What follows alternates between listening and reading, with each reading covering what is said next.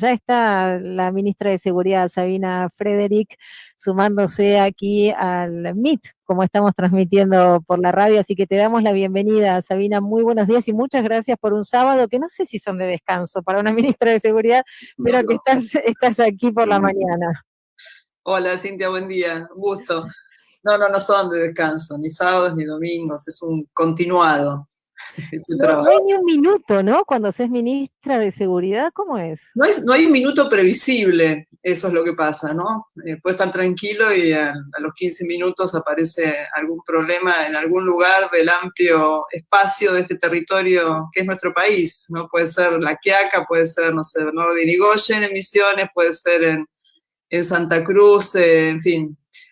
Hoy amanecimos con un incendio en la frontera con Chile, del lado chileno, que bueno, llevó a que personal de la Gendarmería tuviera que ir en auxilio de los carabineros de Chile y también tuvieran que desalojar la sección que ellos ocupan ahí en esa zona. Está todo tranquilo, pero bueno, siempre hay alguna cosa que hace que tengamos que estar o movilizando recursos o gestionando, bueno, lo que vaya ocurriendo. Así que Hoy no nos aburrimos.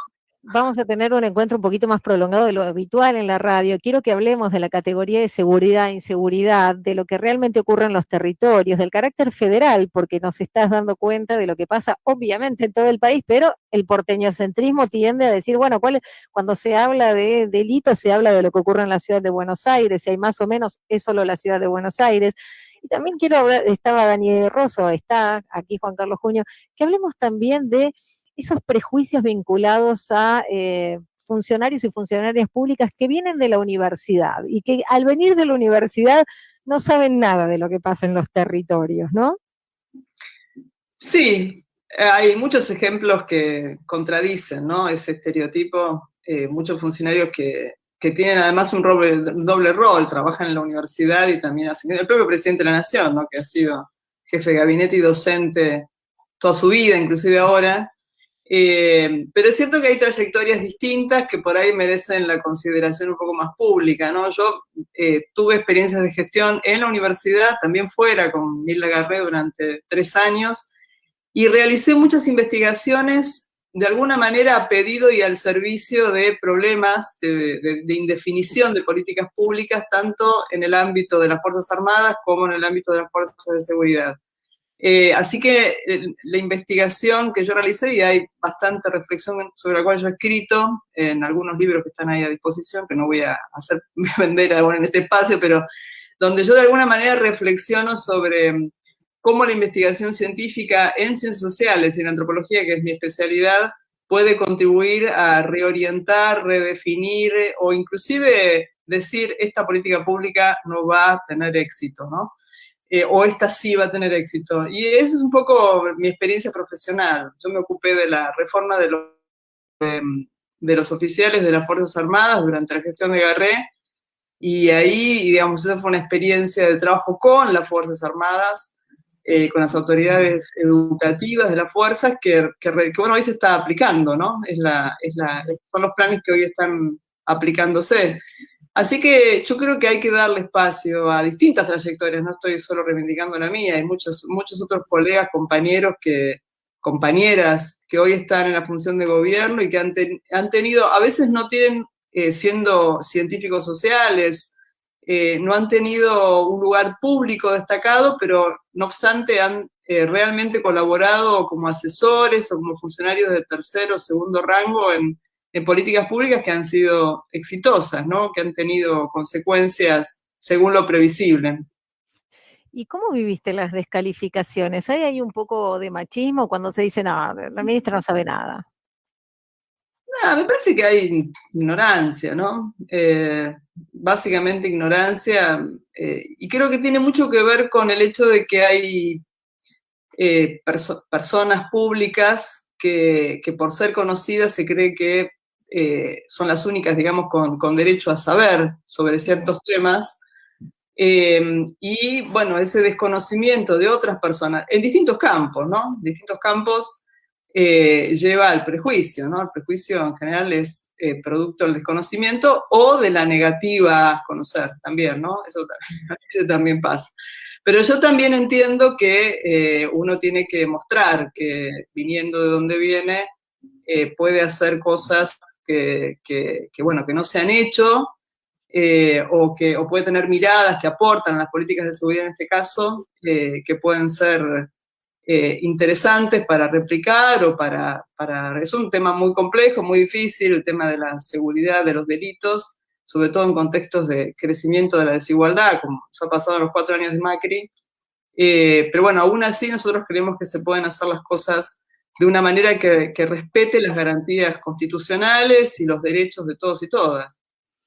Sabina, cuando hablamos de términos de seguridad e inseguridad en el ámbito de la Defensoría del Público, cuando constituimos ese organismo con el joven Alper que estaba allí a cargo de investigación, a partir de un monitoreo de las noticias de los noticieros de la televisión abierta, de inseguridad que se construye en ese espacio específico está más asociada con los delitos a la propiedad privada, digamos, y sobre todo de quienes tienen menos recursos a quienes tienen más. Eso es una clara mirada clasista. Sin embargo, la realidad es otra, y en el Ministerio he observado que vienen desarrollando una política, por ejemplo, de lucha contra el contrabando de granos. Y me interesa que nos cuentes cómo es esta, no sé si nueva mirada, pero una impronta distinta. Sí, nosotros en principio lo que tenemos es una mirada federal de la seguridad como derecho, ¿no? De todos y todas. Esa mirada federal también hace que las fuerzas federales de seguridad se ocupen prioritariamente de los delitos federales, que son delitos de los que no se pueden ocupar las policías provinciales, que tienen delitos de estos que vos mencionabas, ¿no? Contra la propiedad en su mayoría. Cuando nosotros orientamos el trabajo de las fuerzas federales hacia los delitos federales, también indicamos que había que visibilizar infracciones a la ley penal tributaria, como esta que mencionamos, que tiene que ver con la comercialización ilegal de granos, hasta el contrabando de granos, u otros delitos, como por ejemplo el delito de trata, ¿no? Digamos, al ministerio realmente no había casi datos, la orientación a las fuerzas federales no había sido la de dirigirse a este tipo de delitos o infracciones. Así que lo que nosotros hicimos fue eso, y bueno, poco a poco también por condiciones coyunturales, ¿no? Del alza del precio de la soja, de los commodities en el exterior, hicieron que desde mediados del año pasado hasta este año, la verdad que el crecimiento de los procedimientos, detenciones y cantidad de toneladas decomisadas ha ido incrementándose al 1000%. O sea, para darte una cifra, entre enero y mayo hubo 194 procedimientos que terminaron con el decomiso de 4.000 toneladas. Eso representa un 900% respecto del mismo periodo del año anterior. Es decir, en nuestros primeros meses de gestión, que nos estuvimos acomodando, hubo solamente 650 toneladas de grano decomisada y 11 detenidos. O sea que estamos, además, trabajando mucho con la AFIP en esto, con Mercedes Marcó del Pont, hemos firmado acuerdos y estamos haciendo operativos conjuntos con la aduana. Ellos mejoraron la carta de porte, que es el documento que lleva el transportista cuando desplaza granos, porque hemos identificado muchas cartas de porte anuladas, adulteradas, así que esta plataforma electrónica va a permitir mejorar el control. Y esto es un trabajo realmente conjunto entre la AFIP, el Ministerio de Agricultura, el Ministerio de Transporte y nosotros como Ministerio de Seguridad de la Nación, que estamos decididos a que el Estado Nacional Argentino no se pierda de ningún peso vinculado con la comercialización de un producto que es estratégico para la Argentina, porque es alimento, porque son dólares, y sabemos lo que esto significa. Yo no soy economista, pero ya como argentino no lo sabe, en términos de la macroeconomía argentina. Así que estamos realmente muy abocados a esto, tenemos reuniones periódicas, sobre todo para mejorar las investigaciones, porque vemos también ahí que hay ciertos juzgados federales que no tienen tradición de investigar este tipo de delitos económicos. En general, Argentina hay dificultades para avanzar en las investigaciones. Bueno, puede ser por muchas razones, puede ser por cuestiones de clase, puede ser porque uno afecta a los propietarios, ¿no? O a los productores, no necesariamente propietarios. Gran parte de lo que se produce en Argentina se produce bajo la condición del arrendamiento de tierra, no necesariamente de la propiedad. Pero nosotros estamos decididos a ir a, digamos, entender toda la cadena de contrabando y de comercialización ilegal y, por supuesto, ir hacia el origen, ¿no? Ese es el objetivo central en todos los delitos de los cuales nosotros nos ocupamos, ¿no? No ir hacia abajo, sino ir hacia arriba. Bueno, y eso traerá alguna consecuencia, me imagino. Sí, probablemente. Sí, probablemente. Nosotros, en principio, avanzamos, trabajamos, conformamos una mesa de trabajo sobre este tipo de delitos y de infracciones. Algunas no son delitos, son infracciones, en la región del NOA, porque ahí tenemos el 60% de los procedimientos se producen en Jujuy y en Salta, luego en Misiones. Así que en la región NOA conformamos una mesa con la FIP y las fiscalías para poder avanzar en la identificación de quienes son parte de este negocio. Sabemos que hay algunas personas que no son centrales, que tienen antecedentes en comercialización de drogas ilegales, es decir, que se usan a veces las plataformas para la distribución y comercialización ilegal de drogas para este tipo de delito. Pero también sabemos que hay siempre un productor que comercializa, ¿no? Y que evade impuestos, y para nosotros es muy importante ir hacia ahí, ¿no? Que es como el origen de este negocio ilegal que le ocasiona un perjuicio al Estado Nacional y también es una injusticia para quienes sí pagan los impuestos, pagan las retenciones y realizan la comercialización como corresponde. Y en este caso, y quiero aclarar esto, Cintia, todo esto que estoy mencionando está por afuera de la cuestión de la hidrovía, ¿no? Es desplazamiento de camiones sobre rutas nacionales. Sí, en rutas nacionales. Claro, agregando lo que se llama Cuenca del Plata, aquí en este programa se ha denunciado que se utiliza como mascarada no solo para múltiples delitos vinculados con la evasión y el contrabando, sino también del narcotráfico y la venta de armas. Uh-huh. Sí, también. Eso también forma parte los circuitos a veces son los mismos, ¿no? Los mismos que se usan para traficar drogas, también se usan para traficar armas. Hay lugares del país que están más complicados en ese sentido. Uno de ellos es, por supuesto, Santa Fe. Nosotros la verdad que hemos tratado de trabajar en ese sentido con la Agencia Nacional de Materiales Controlados, con la ANMAC, para propiciar la destrucción de armas. Está cambiando la titularidad de esa área, pero sí creemos que realmente ese delito, el de tráfico de armas, es algo que hay que realmente profundizar en el análisis de cómo es el circuito. Tenemos alguna información, ahí también trabajamos mucho con la AFI, sobre circuitos regionales en el tráfico de armas. Armas que no entran armadas, para la redundancia, sino entran desarmadas y se arman en algunos lugares de la región y luego ingresan a la Argentina. Nosotros no estamos en el centro de ese tráfico, hay que decirlo, ¿no? En el centro de ese tráfico están Brasil y Paraguay, fundamentalmente. Pero estamos atentos a no convertirnos en parte del problema. Pero sí hay un problema en la Argentina. Nosotros creemos que la campaña de desarme voluntario es importante, especialmente por un delito que para nosotros también es el prioritario, te diría que es el de los homicidios, ¿no? Argentina tiene una tasa de homicidios muy baja en relación a la región, estamos por abajo del 5% cada 100.000 habitantes, 5 cada 100.000 habitantes, mejor dicho.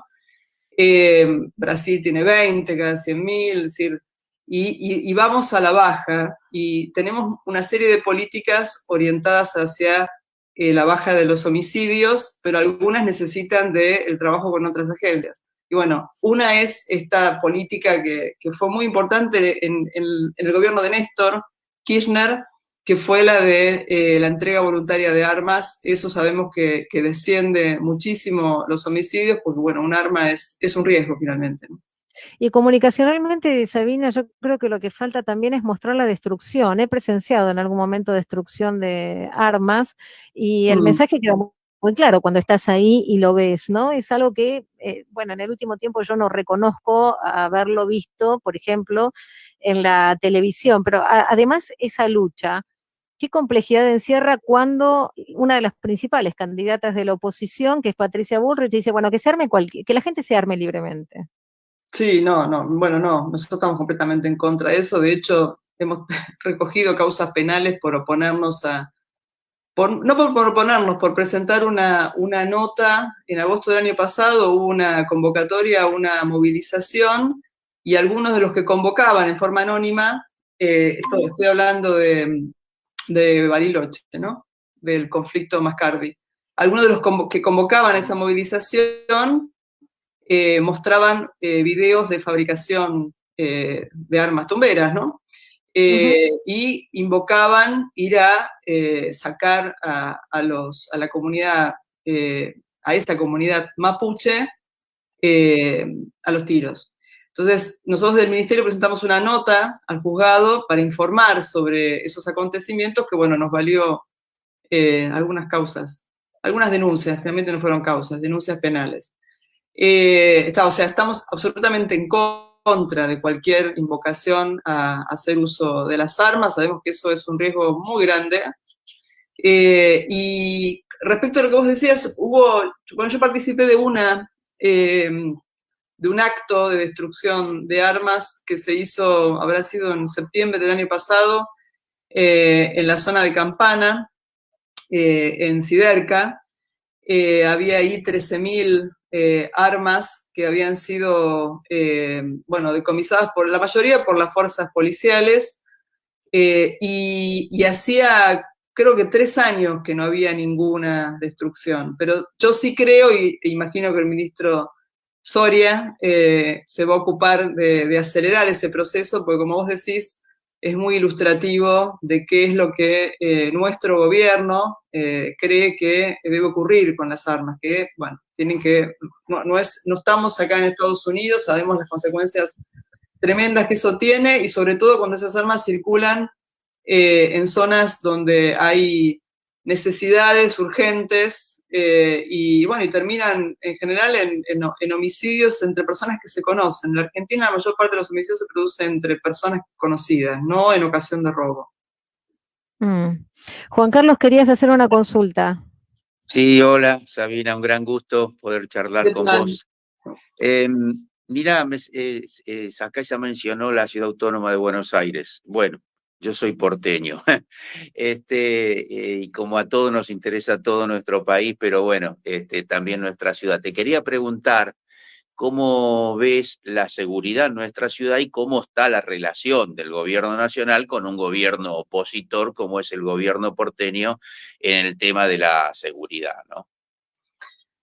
Bueno, nosotros, como en el resto del país, también somos respetuosos de las autonomías. Con el gobierno de la ciudad hemos tenido, yo diría, como 2 etapas, ¿no?, en la relación. Una primera etapa de conversación y acuerdo sobre la necesidad de que la policía de la ciudad se hiciera cargo de toda la jurisdicción. Ustedes recordarán que cuando nosotros asumimos, la prefectura naval hacía seguridad ciudadana, cosa que no es su responsabilidad, sino la de la policía de la ciudad, en Puerto Madero, en la 2124, Zabaleta, INTA, Sildañez, y la gendarmería en el barrio Padre Ricciardelli, la 1114. Sí. Nosotros hicimos un acuerdo en febrero del año pasado, en el primer Consejo de Seguridad Interior que se hizo en Tucumán, con la ciudad para que la ciudad se hiciera cargo de su responsabilidad. Ellos aceptaron eso. Bueno, vino la pandemia, eso le demoró a ellos el egreso de personal. Finalmente, entre marzo y abril, tomaron posesión de lo que es una obligación de ellos, que son todos los barrios que tenía la prefectura a su cargo, ¿sí? La 2124, Zabaleta, INTA, Sildañez y Puerto Madero. Nos está costando que la ciudad asuma la responsabilidad de la seguridad de Nosotros le hemos pedido que la policía ocupara los 6 módulos que son puestos de vigilancia, que dicen Policía de la Ciudad de Buenos Aires, están en la periferia del barrio, y no tiene ningún policía de la ciudad. ¿Sí? La población de la 1114 no conoce a la Policía de la Ciudad, porque la Policía de la Ciudad no hace absolutamente nada ahí. La Gendarmería está a cargo inclusive del 911. El 911, desde el 2011, en el que la Gendarmería tomó posesión de ese lugar, en 2011, recordemos, la Policía Federal Argentina era la encargada de la seguridad en la Ciudad de Buenos Aires. Eso dejó de ocurrir en el 2016. La Gendarmería tiene el 911 desde ese momento.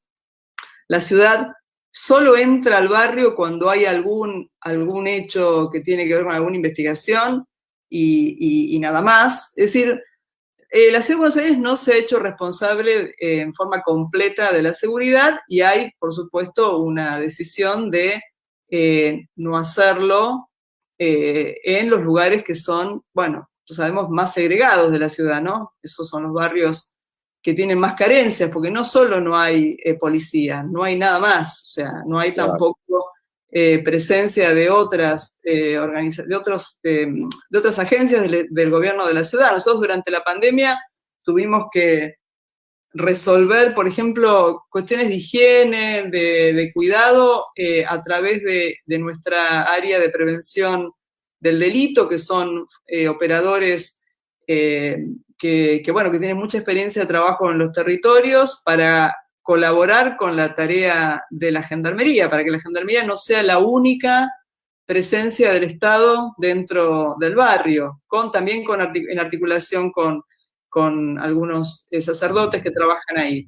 Así Espera, que, Sabina, perdón, porque no termino de entender. O sea, disfrazado de un discurso de ultraseguridad, en realidad hay abandono de ciertos territorios, de ciertos espacios. Sí, hay abandono claramente de la 1114, hay abandono, no asumen la responsabilidad de darle seguridad, ni siquiera tener un avance mínimo en colaboración con la Gendarmería. Y te digo, la verdad que asumieran la responsabilidad de la seguridad en estos barrios, 21-24 Zabaleta, Intes y Lañez, que están cercanos, que son también de la zona sur, más cercana al río, también nos costó mucho. Fue bastante. Puerto Madero fue muy fácil. Muy fácil.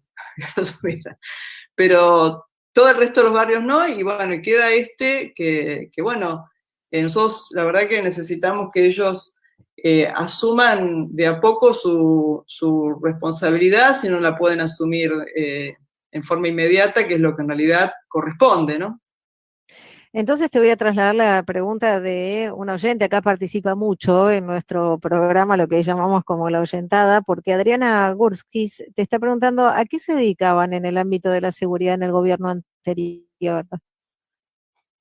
¿A qué se dedicaban? A ver, no entiendo. ¿Quiénes, nosotros o ellos? Claro, ¿cuáles eran? No, en el gobierno anterior, ¿a qué se dedicaban cuando hablaban de seguridad, en definitiva? Porque se hablaba mucho de crimen organizado también, pero frente a lo que te vamos escuchando, evidentemente no había política pública contra el crimen organizado. No había ninguna política organizada. El trabajo de las fuerzas federales, más allá de la ciudad, que es seguridad ciudadana, que estaba mencionando, la orientación a las fuerzas de seguridad federales, esto lo sabemos, por supuesto, porque tenemos ya yo conozco a la Gendarmería y a la Policía Federal desde mucho antes de haber llegado, pero ahora hay otra relación de confianza con las autoridades en diferentes estratos también de las fuerzas. Las orientaciones eran hacia el perejil. Los datos que nos dejaron muestran que el 80% de los procedimientos que hacían las fuerzas federales en todo el país era para el decomiso de menos de 50 gramos de marihuana o cocaína. Es decir, no había ninguna intención de que las fuerzas federales, inclusive de indicar hacia las policías provinciales, porque hay que decir esto, que si bien las policías, los ministerios de seguridad y los gobiernos provinciales tienen una autonomía clara, lo que el Estado Nacional, el Ministerio de Seguridad de la Nación va mostrando que se puede hacer, también es ejemplificador. Entonces, hoy tenemos una demanda de las policías provinciales para fortalecer las áreas de investigación, inteligencia criminal, que son claves, son la única forma de ir hacia los escalones intermedios y superiores de esta. Y me parece que la palabra narcomenudeo, introduzco esto porque a veces es confusa. El narcomenudeo también es un objetivo, porque el narcomenudeo supone una organización, lo que pasó en el barrio Mujica, que también es responsabilidad de la Ciudad de Buenos Aires, lugar al cual evidentemente no entró hasta que se produjo el episodio que se produjo. Son organizaciones de narcomenudeo, pero sobre las cuales hay que ir porque realmente se ramifican, comercializan a gran escala, hay cierto tráfico de armas, y eso no ha sido objetivo, ni de Bullrich, claramente, que se dedicaba a eliminar búnkers. El búnker es un kiosquito, digamos, pero eso no es el fondo del problema, ¿no? Así que no, en ese sentido no han hecho. De hecho, el delito creció en el 2019, creció el 12% respecto al 2018, en todo el país, ¿no? Claro, faltaría que los medios de comunicación lo amplificaran para que las audiencias tuvieran claridad con respecto, y no es justamente lo que ocurre en la Argentina con la comunicación concentrada. Aquí Marcelo Acosta te dice un saludo a Sabina, aquí en La Rioja. Pudimos desarrollar en el 2020 con su equipo de formación una capacitación sobre seguridad y derechos humanos para la plana mayor de la policía de nuestra provincia, como así también para funcionarios de derechos humanos, justicia y seguridad. Bueno, Marcelo Acosta nos trae un tema clave, por supuesto, ¿no? Cuando hablamos de las fuerzas de seguridad, hablamos de la necesidad de formación, en derechos humanos lo sabemos, pero también hablamos de la necesidad salarial, sindicalización. Con la salarial has tenido política pública concreta que nos podés contar, pero además quiero conocer tu perspectiva sobre cómo se puede o no avanzar en la sindicalización, teniendo en cuenta incluso fallo de la Corte, ¿no? De por medio.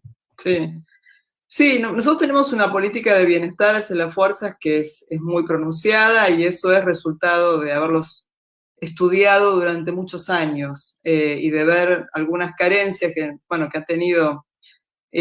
han tenido otras gestiones, ¿no? En torno de las fuerzas de seguridad. Nosotros creemos que hay que acompañarlas, reconocerlas, por supuesto sancionarlas cuando no se avienen al derecho, inclusive a los principios de derechos humanos que están contenidos en nuestra legislación, pero sí creemos que hay que hacer un trabajo muy fuerte, sobre todo porque no están sindicalizadas. Claro. Como no están sindicalizadas y no tienen una voz legal para expresar esas necesidades, la conducción política y la conducción policial, que a veces no alcanza por la demanda que hay de diferentes cuestiones que tienen que ver con la seguridad, tiene que hacer tiene que tener una especial mirada sobre estos aspectos. Nosotros el año pasado le solicitamos al presidente Alberto Fernández, que accedió rápidamente y entendió perfectamente el problema, que necesitábamos regularizar los salarios de las fuerzas federales. Teníamos conceptos de los años 90, el menemismo introdujo una serie de distorsiones muy graves en los salarios del personal de las fuerzas de seguridad, con conceptos no remunerativos, sino bonificables, es decir, que no tenían impacto sobre los retirados, sobre el aguinaldo, sobre las obras sociales. Y bueno, finalmente se aprobó un decreto para regularizar en 3 etapas los salarios del personal. La primera fue en octubre del año pasado, la segunda es ahora, en julio de este año, y la tercera y última es en febrero. Con esas 3 etapas se regulariza la totalidad de los conceptos, o sea, todos esos conceptos pasan a ser remunerativos. Eso va a tener un impacto ya muy grande. No tiene tanto un efecto sobre el aumento salarial, también, sobre todo en quienes tienen más antigüedad, pero ha sido muy importante para el personal retirado, que imagínate que pasaba a cobrar la mitad de lo que cobraba cuando era activo. Eso mejora inclusive el horizonte del personal, porque cuanto más antigüedad se tiene, realmente hay un crecimiento significativo del salario, porque antes la gente no se retiraba y eso envejecía la planta de personal. Ahora retirarse, digamos, también es parte del horizonte de carrera de los integrantes de las fuerzas. Así que tenemos una política en ese sentido, hemos tenido una política también de apoyo en el marco del COVID. Hoy tenemos vacunados al 95% del personal de las fuerzas federales. Las hemos cuidado, porque como decimos nosotros, cuidamos a los que nos cuidan, ¿no? Han sido vectores claves del cuidado durante la pandemia, porque controlan la circulación, las restricciones a la circulación, han estado en la calle en los últimos mes y medio, sobre todo entre el mes de mayo, hemos tenido 11.500 efectivos en el AMBA, haciendo ese control, así que creemos mucho en la política de cuidado. La sindicalización a mí me parece que es un tema que hay que poner en debate. Yo creo que no siento que haya madurez política aún para este debate. Hoy tenemos otras urgencias. Nosotros, frente a yo creo que es un horizonte, digo que en algún momento esto va a ocurrir porque en todo el mundo las policías están sindicalizadas, menos en América Latina, salvo Uruguay. Uruguay tiene sindicalización de su policía. En ningún lugar donde están sindicalizadas tienen derecho a huelga, no hay derecho a huelga, y tampoco tienen autorizado la participación dentro de centrales sindicales. O sea, están obligadas a mantener su sindicato aparte de otro gremio. Ahora, mientras tanto, mientras exista la posibilidad de este debate, creamos sí un Consejo de Bienestar que reúne a integrantes de las fuerzas federales y que cada 2 meses se va a ir autoconvocando para generar políticas de vivienda, en relación a la obra social, que también es un tema importante para trabajar, bueno, y muchas otras cosas que sabemos que, así como temas de género también dentro de las fuerzas, que son relevantes para nosotros y para ellos. Así que, mientras tanto, vamos generando otras instancias que permitan escuchar al personal, ¿no? Claro, ahí Sabina decías, no hay madurez, porque ¿qué ves en la clase política actual, en la dirigencia? Me parece que como no es un tema que se ha debatido, yo siempre pongo el ejemplo del IVE, ¿no? De la Ley de Interrupción Voluntaria del Embarazo, que ese debate que se dio hace 2 años y finalmente terminó con la sanción de la ley, fue muy enriquecedor y mostró que faltaba madurez para avanzar, ¿no? En ese sentido. Yo creo que en este sentido, como en el tema de la despenalización del consumo de drogas blandas, como la marihuana, me parece que es necesario atravesar esas instancias de debate para darle mayor consenso, ¿no?, a las decisiones. Yo creo que hay mucho desconocimiento sobre cómo funcionan los sindicatos en otros lugares del mundo, hay prejuicios sobre, bueno, mira, el sindicato, se piensa el sindicato argentino como si fuera un problema, y yo creo que puede tener problemas, pero la verdad que comparado con lo que pasa en América Latina, la sindicalización en Argentina da cuenta de cómo los trabajadores y trabajadoras han ganado derechos que en otros países de la región realmente no tienen. Pues, en fin, creo que hay que dar ese espacio para discutir y despejar prejuicios y además encontrar un modelo a la Argentina, ¿no? Que también siempre es importante. El valor pedagógico del debate, que es cierto, hay ausencia en este tema por muchos motivos. Mira, la verdad es que tengo un montón de preguntas, ya pasó media hora, con lo cual no te voy a robar todo el sábado, pero aunque sea, hagamos un picadito para que nos actualices temáticas, porque, por ejemplo, aquí Héctor Francisetti nos pregunta cómo está el tema de Mascardi y la comunidad mapuche, porque desde los organismos de derechos humanos habían pedido, por supuesto, que no se reprimiera, que se armara una mesa de diálogo, que el Estado Nacional no fuera querellante por la ocupación de territorios, y bueno, quieren actualización de ese tema, Sabina. Bueno, ese tema la verdad que nos ha ocupado muchísimo tiempo el año pasado. Afortunadamente tuvieron intervención los organismos de derechos humanos, nosotros le dimos intervención con el Ministerio de Justicia, también en la Secretaría de Derechos Humanos, Horacio Pietragala, que la verdad que quiero agradecerle porque ha tenido ahí también un rol muy importante. Nosotros alcanzamos en diciembre del año pasado una instancia de contención del conflicto junto con la gobernadora de Río Negro y la ministra de Justicia de ese entonces, Lozardo, y los vecinos acordamos una mayor presencia de la gendarmería a cierta distancia de ese lugar. Eso tranquilizó mucho. Desde el aniversario del asesinato de Rafael Nahuel, que fue el 25 de noviembre del 2017, el aniversario del 2020, ellos hicieron un corte de la ruta 40, frente a donde está la ocupación, y nunca más hubo ningún incidente en ese lugar, nunca más, ¿sí? En el medio, la Secretaría de Derechos Humanos se presentó para solicitar una mesa de diálogo en la instancia judicial, que no se había producido nunca.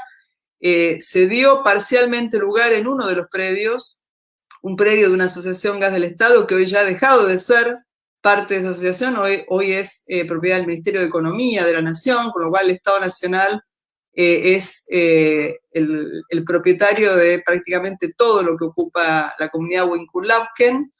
Y el lunes pasado hubo también un hecho muy significativo, que es que el Ministerio de Medio Ambiente y Parques Nacionales no se presentó, o sea, no ratificó su lugar como querellante, ¿no? Su rol de querellante. Eso, por supuesto, cambia absolutamente el cuadro, es una demostración de que el Poder Ejecutivo Nacional, nuestro gobierno, entendió y entiende que el camino elegido por la gestión de Macri en relación con ese conflicto es un camino totalmente desacertado, que terminó con la muerte de un muchacho, de Rafael Nahuel.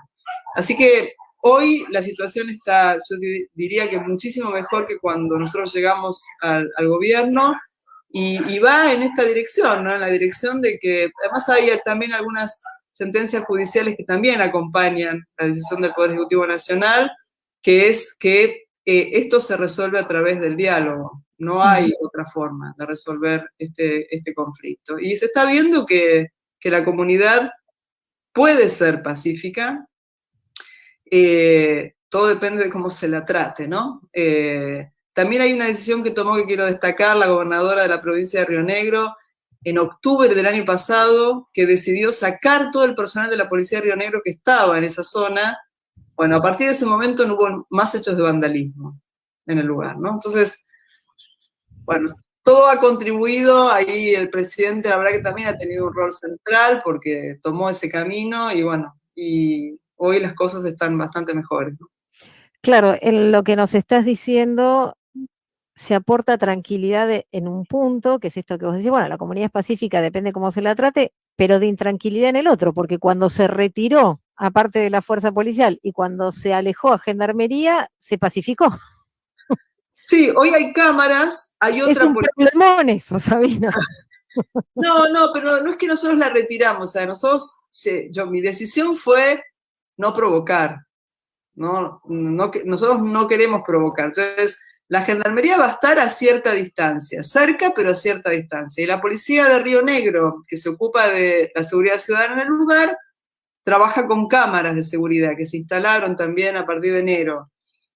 Parques también instaló cámaras. Entonces, lo que se hizo fue, digamos, pensar la seguridad de una manera que no sea,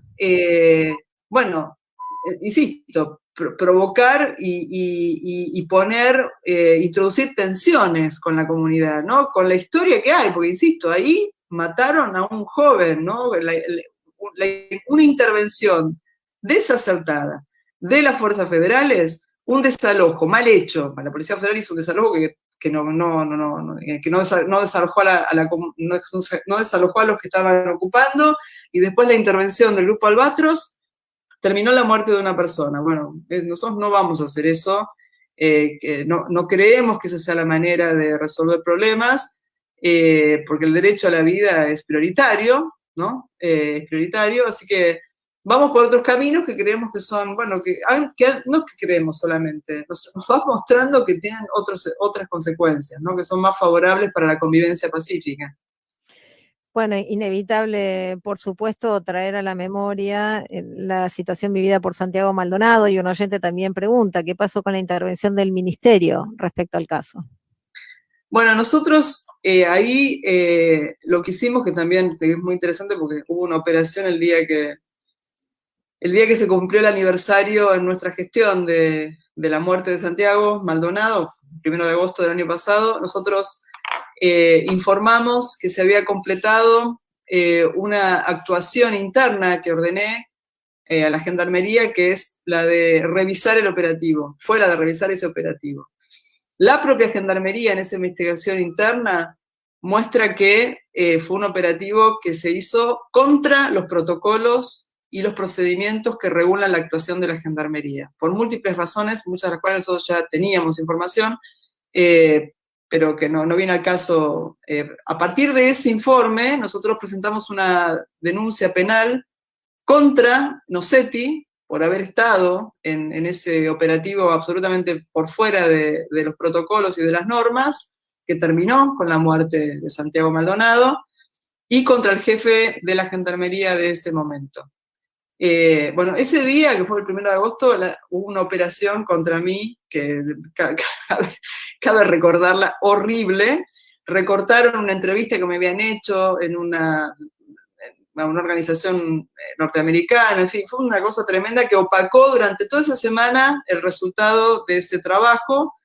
Hoy la denuncia contra él fue también tomada para otras causas que había contra la gestión de Bullrich en Neuquén y en Río Negro. Y bueno, hasta ahí nosotros llegamos. Nosotros más que eso no podemos hacer, porque sí está en observación el personal que todavía está en ejercicio activo y que fue autoridad durante el operativo que terminó con la vida de Santiago, ¿no? Nos quedan un montón de temas, la violencia institucional también, que en tiempos de pandemia hemos visibilizado, y bueno, también tu tarea vinculada con la formación, creemos que tiene que ver en el camino de la erradicación de la violencia institucional, por supuesto. Quería preguntarte por lo menos 2 cositas más y cerramos. Una que tiene que ver con el análisis permanente de reconocer que las temáticas que tenemos en el marco de los medios de comunicación en general, lo voy a decir, no solo en la comunicación concentrada, porque permea también por fuera de la concentración, pero lo que tenemos como agenda de seguridad e inseguridad dista veces de la realidad que deberíamos visibilizar para acompañar las políticas públicas de, por ejemplo, el Ministerio de Seguridad. Pasa con el de Salud, pasa con la gran mayoría. Es decir, que las problemáticas que detectan desde los propios ministerios para mejorar la vida de quienes vivimos en la Argentina no suelen estar en los medios de comunicación. Entonces, mi pregunta es, ¿cuánto crees que ayudarían los medios de comunicación, no solo en el campo del periodismo, sino también de la ficción, a tener una agenda que pueda contribuir a concientizar cuanto menos de algunas problemáticas? Una pregunta muy difícil de contestar. Yo creo que, a ver, el tema de la inseguridad es un tema muy delicado porque afecta la tranquilidad y también afecta a ciertos principios prioritarios para una población, una parte de la población argentina, que es el derecho a la propiedad privada, ¿no? Tenemos, digamos, algunos medios de comunicación, muchas horas de noticias en los medios de comunicación que hay que llenar, ¿no? Todos sabemos que parte del problema que tenemos es que hay demasiadas horas tal vez dedicadas a eso, y hechos que se ven de inseguridad, que son graves, por supuesto, porque bueno, todos hemos atravesado hechos de inseguridad. La mayoría de nosotros sobrevive a esos hechos porque, por suerte, en la Argentina homicidios en ocasión de robo son un porcentaje ínfimo del total de los homicidios.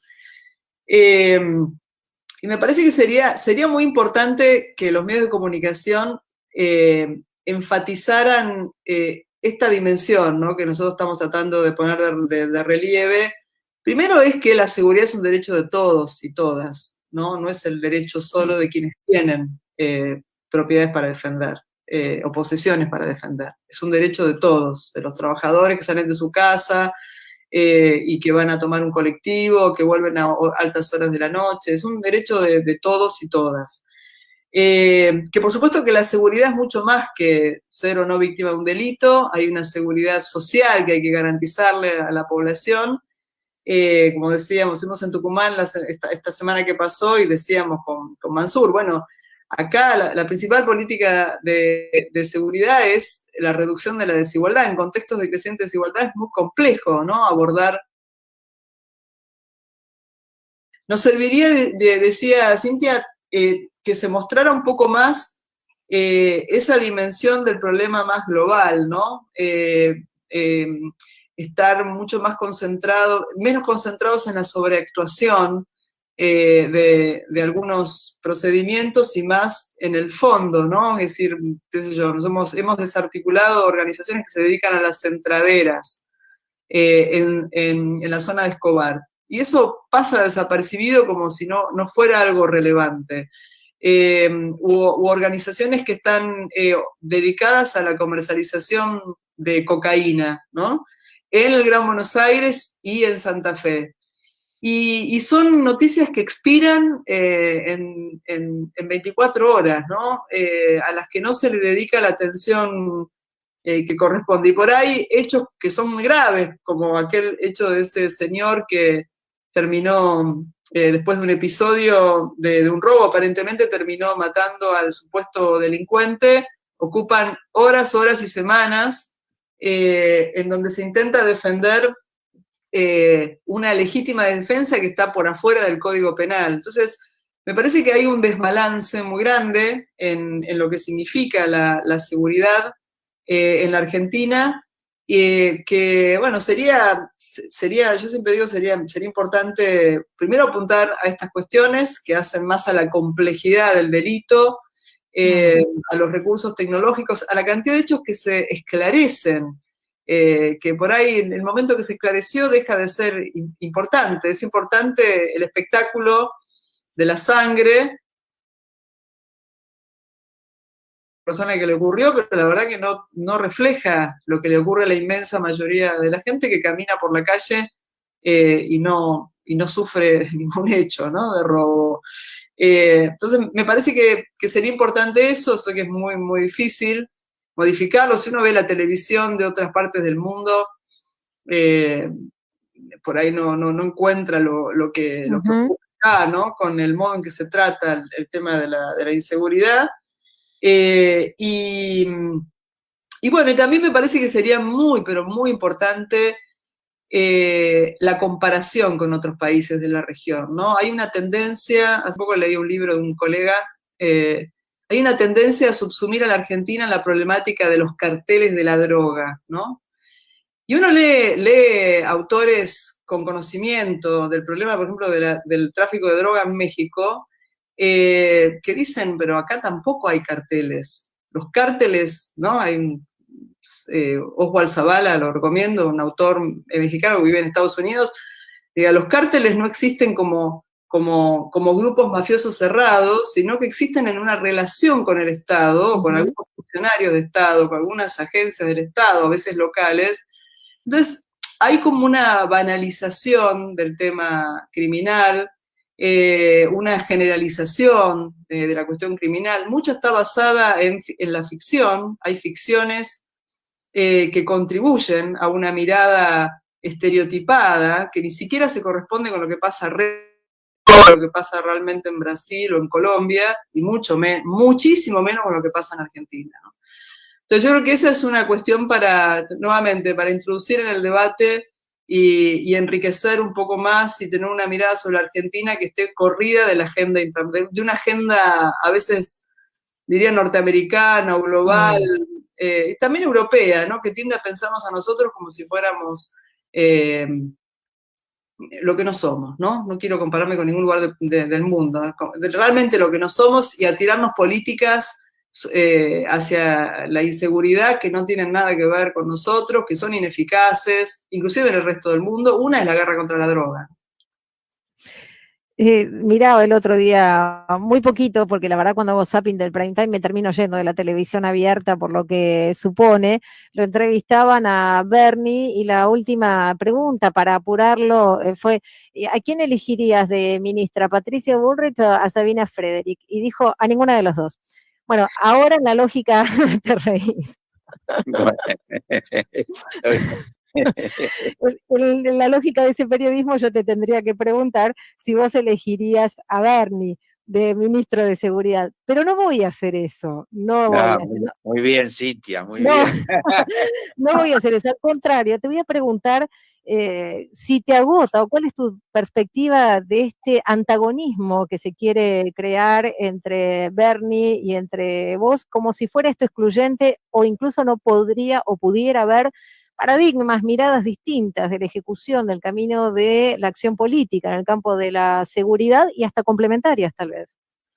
Sí, yo creo que es un Boca River absurdo que me parece que inclusive hasta traba estos debates más profundos, ¿no? Sobre la cuestión de los hechos criminales en nuestro país, de la criminalidad organizada en nuestro país, de cuál es la característica de esa criminalidad, que no tiene que ver ni con la mafia, como decía la ministra Bullrich, ex ministra Bullrich, ni tiene que ver con los cárteles, tiene que ver con otras dinámicas más ligadas a los clanes familiares, con múltiples redes.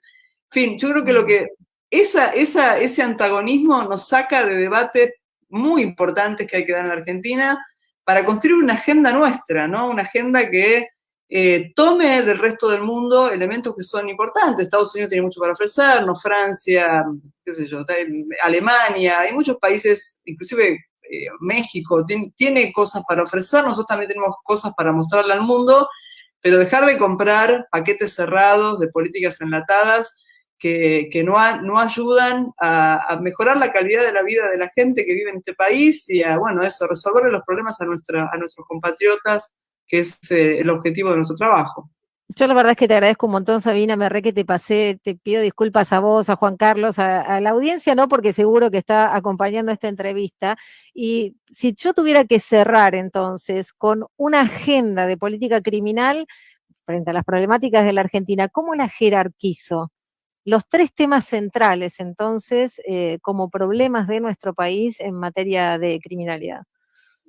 No, nosotros tenemos, yo creo que una agenda federal que es fortalecer la seguridad ciudadana en las provincias de nuestro país, atendiendo a la enorme pluralidad de problemas. Provincias como Catamarca y La Rioja no tienen, la verdad que los hechos de robos a veces no son realmente prioritarios.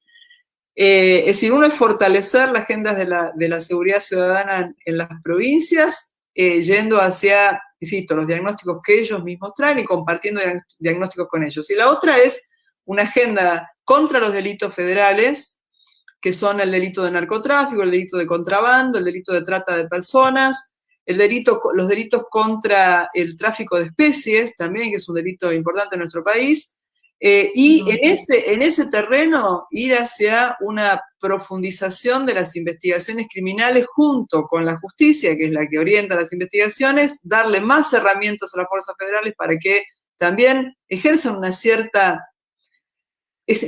estímulo, digamos, ¿no? A la investigación criminal en el ámbito federal, para que sea realmente muy costoso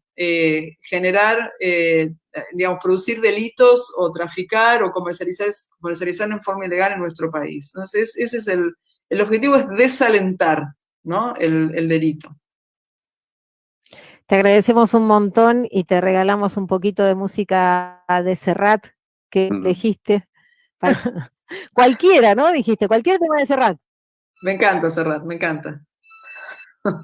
Nos vamos entonces con Serrat. Muchísimas gracias, Sabina, por este enorme tiempo que nos regalaste y que nos permitiste pensar un poco mejor en cuáles son los problemas que tenemos en la Argentina. Un gran abrazo. Un abrazo para ustedes. Muchas gracias, Cintia. Chao, Sabrina. Chao, Juan Carlos. Chao, gracias. Sabina. Chao. Muchas gracias, Juan Carlos. Un gran abrazo. Chao, y nos vamos con Serrat, Cintia. que seguro que a vos también te encanta. Dale. Muchas gracias. Quizá porque mi niñez sigue jugando en